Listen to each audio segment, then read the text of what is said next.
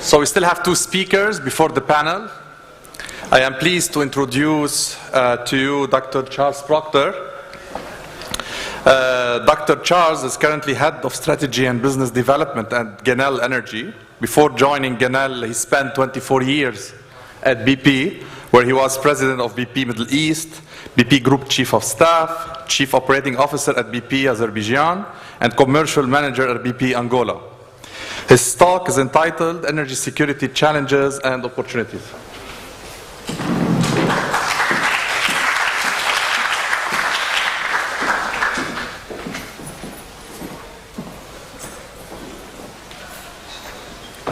Ladies and gentlemen, good afternoon, and thank you for the opportunity to speak to you today. Hydrocarbon development in the East Mediterranean, as we've heard from the speakers earlier this morning, has the potential to transform Lebanon's energy balance and the country's economic and social landscape. Events like today's are, I think, a very important opportunity to bring together the different stakeholders, and I should say, standing in this great university, the stakeholders of today and of tomorrow, the different stakeholders who will need to work together to turn that potential into a reality, to turn a dream into a reality. And this type of collaboration, which is such a feature of the Masri Institute, will be essential for us to achieve the goals which the workshop is addressing and we in the industry are seeking to address. So today's workshop is focused on Lebanon, but without a doubt, the issues which underpin the questions we're looking to answer apply just as well to many other countries and indeed to the global energy market. And at the heart of the issue is the challenge that the industry has always faced of how we provide energy to the world that is at once secure, affordable and sustainable. And we should note it has become an expected right of the world's population, a right that underpins both economic growth and social development. And for those of us in the industry, it's a serious challenge and a responsibility that we have to take on each and every day. So energy markets are, with very few exceptions, global or at least regional in nature. And the technology and capability upon which the energy sector is built are certainly global in their relevance and in their applicability. So let me just start with a few reflections on the current global energy context. And I will try and keep these brief after the excellent presentations we've had earlier this morning. So since 1990, as the slides earlier showed, global energy consumption has increased by around 2% a year, or in total by about 50%. And these figures mask a stark disparity between the countries of the OECD, where energy consumption has grown by probably only around 20%, and the non-OECD areas of the world, where driven by demographics and economic growth over that same period was around 80%. And most commentators don't see that changing dramatically going forward. Certainly efficiency improvements and reductions in energy intensity will moderate demand growth. But annual consumption is still forecast to grow at around 1.6% a year, and nearly all of that growth will come in non-OECD areas driven by continued demographic and economic changes we see. And just in total, that's around 40% extra energy consumption that we will need over the next 2 decades. A serious challenge. So how are we going to meet it? And what are the trends in the types of energy that we're going to use? There certainly need to be changes in the energy mix. We heard some of this earlier. And we certainly need to use energy more efficiently. We need more low-carbon energy. But what I take from work of experts like the International Energy Agency and my distinguished colleagues from this morning is that there is no single solution to the challenge we face. And we will continue to need a wide range of energy sources in 20 years' time and beyond. And the share of renewable energy will certainly increase, but we do have to be realistic about the extent to which that can grow. The sheer scale of this industry is such that we cannot expect renewables to suddenly become the panacea to the answer to all of our problems. As of today, all of the world's wind, solar, wave, tide and geothermal energy accounts for just 1% of total consumption. And given the scale of demand and the practical challenges of scaling up renewable technologies, it's hard to see renewables accounting for more than 5% in 2030, and that's even with continued policy support. Following last year's Fukushima disaster, the contribution from nuclear power will almost certainly also be lower than previously expected. Probably again, little more than 5% of total consumption. And so we have to get used to the idea and recognise that there will still be a major role for hydrocarbons.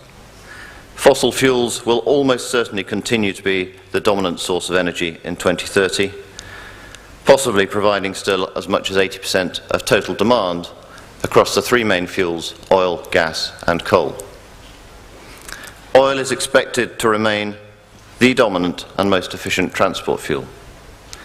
At a global level, gas is now expected to provide the single largest contribution to energy growth, accounting for 30% of the growth in energy demand to 2030, and in particular taking over from coal in power generation. It is the most sustainable option for deployment at scale, typically generating fewer than half the emissions of the alternatives when burned for power. And it's perhaps worth noting, and it's not by accident, that in possibly the world's most open and competitive upstream environment, the US, gas has been the fastest growing source of power. So, in summary, the responsibility for the energy industry to fuel the world will continue to fall fair and square on the hydrocarbon sector. Now, the good news is the hydrocarbons are there to fulfill that role. We have enough reserves to last for decades. We saw the charts earlier, and reserve estimates continue to rise as we develop ways of unlocking both conventional and unconventional resources. And of course, as we continue to extend into new technological and political frontiers. And whilst finding oil and gas is certainly getting more challenging, that's true, but it's certainly not new. And those of us sitting in this room who've been in the industry for some years know that that's always been the case. And we also know we can take great comfort from the track record of our geologists who have continued to locate decades' worth of resources. The technology we've developed has constantly proved equal to the task of discovering more and, as importantly, extracting more. So although we can't know the precise shape of the industry 2 decades out, we know it will be a mix, and it will use all the sources of energy that are available and competitive, with, as I said, hydrocarbons very much at the heart of the mix, and gas, which is important for all of us in this room, increasingly important for the whole world. Coal drove the Industrial Revolution, oil drove the transport boom of the 20th century, gas is now expected to provide the largest single contribution to energy growth over the next several decades. There's one other important point that we should note, and that is there will be a bias, I believe, to forms of energy that provide energy security at a national level. The responsibility of us in the industry to provide energy for our people is clearly magnified even more for governments. So energy security at a national level will, I believe, become more and more important. And it can either mean countries tapping more sources of domestic energy or building strong and reliable transnational supply chains. So how does this relate to Lebanon? Well, the good news, both for Lebanon and the East Med region more broadly, is the continued positive view of the prospectivity of the East Med basins, in particular for gas, and we obviously take great confidence from the recent discoveries in neighbouring countries. Just to put the scale into context, we heard the numbers earlier. The volumes we're talking about, the 122 TCF you saw on the slide earlier, that is slightly more than the existing proved reserves of a country like Australia or Indonesia, both very large producers today. So this basin has the potential to be relevant not just at a national level or a regional level, but at a global level too.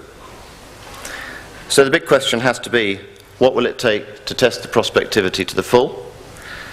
And what will be required to turn the dream I talk about into a reality? I'd like to give one example, and it's an example not from this region directly. I've recently joined Genel Energy. It's a company that's been at the heart of the development of an industry in the Kurdistan region of Iraq. And whilst no two places are the same, and the specific circumstances of Lebanon and of Kurdistan are very different, I do think there are some striking lessons that can be taken from what has been achieved there. This is perhaps a counter to the view that this needs to take a very long time.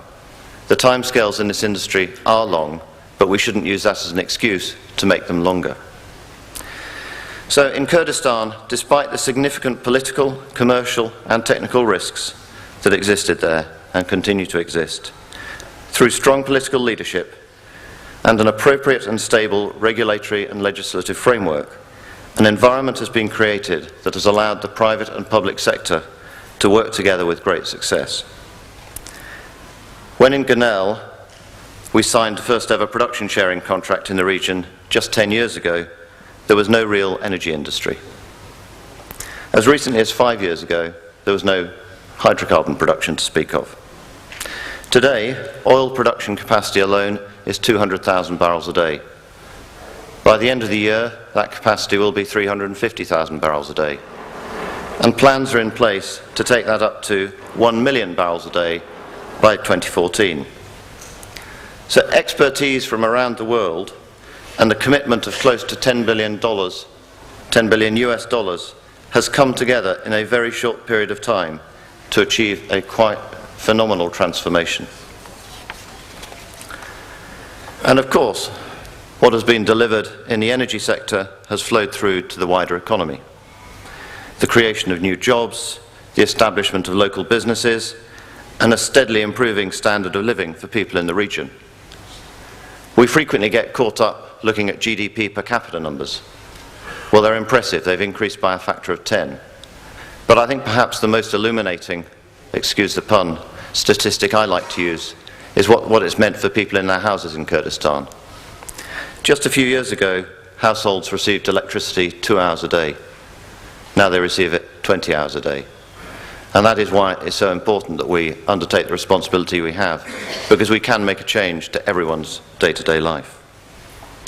So what has it taken for Kurdistan to turn their potential and their dream into a reality? And what can we learn and apply to the example we have with us in the room today? I think, as we've heard again earlier, there are 4 key components that need to come together. The first is technology. It is at the heart of everything we do, and the continual enhancement and development of technology is absolutely critical, as it has been in the past, to underpinning the track record of successful supply growth. We heard earlier, it's opened up offshore, it's allowed us to produce in deeper and deeper waters, and it's allowed us to, through the seismic technology, understand with far greater clarity our view of the subsurface before we invest significant sums of money in exploring. Access to the best technology from around the world is absolutely fundamental to effective hydrocarbon exploration and development. The second piece is capability, the people who transfer expertise around the world and enable technology and global industry know-how to be deployed. Providing the energy of the future requires the highest levels of skills across a wide spectrum of functions. Geologists, engineers, project managers, logisticians, through to marketing, finance, legal and other support functions. It truly is a multidisciplinary industry and a multidisciplinary challenge that the industry has to cope with. The third key requirement is access to finance. I talked earlier about the scale of the challenge our industry faces in terms of oil demand. If you convert it into financial metrics, it's a bit of a shock. We'll need $1 trillion a year of investment every year to meet that demand. So the scale is absolutely vast, and we also need to keep reminding ourselves that not just is the scale vast, but we need to do that over a sustained period of time whilst facing risks that will not go away. And then the fourth and final driver, which is perhaps the most intangible, but probably also the most essential, is in the area of relationships. Our business starts with the relationships with governments who grant access to resources, and ends with customers who give us custom. In between, we must work constructively and for mutual benefits with suppliers, contractors, business partners, investors, communities, NGOs, and of course, academic institutions. Long-term partnerships and the trust that is built through working in mutually advantageous relationships over a sustained period are essential to an industry as long-term and with such inherent risks as ours. And there is, of course, a fifth and final requirement which has to be in place to bring together the technology, the people, the capital, and the relationships. That, of course, is the regulatory framework, the architecture which is provided by the government. It must deliver the requirements of the country, recognizing specific characteristics and targeting well-defined objectives in a sustainable and effective manner. To attract the best technology and capability, the terms must be competitive in a global context. They must incentivize participants to achieve the national objectives that are being targeted. It sounds obvious, but it sometimes doesn't always get followed through on. And absolutely critically, the terms must be clear, robust, and stable in the long term. Technical and political risks are something we have to live with. Regulatory and fiscal risks can be eliminated through the robust and stable implementation of a regulatory framework on a consistent and ongoing basis. So to end, in the oil and gas industry, time and time again, we have seen that success depends just as much on what happens above the ground in the human and political dimensions as it does on what happens below the ground in the geology of the rocks.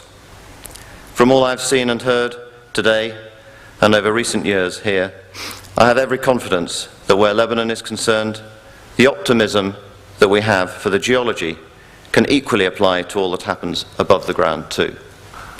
And I look forward with great hope to the part that we can play in turning the dream into a reality of secure, affordable, and sustainable energy for the people of Lebanon. Thank you.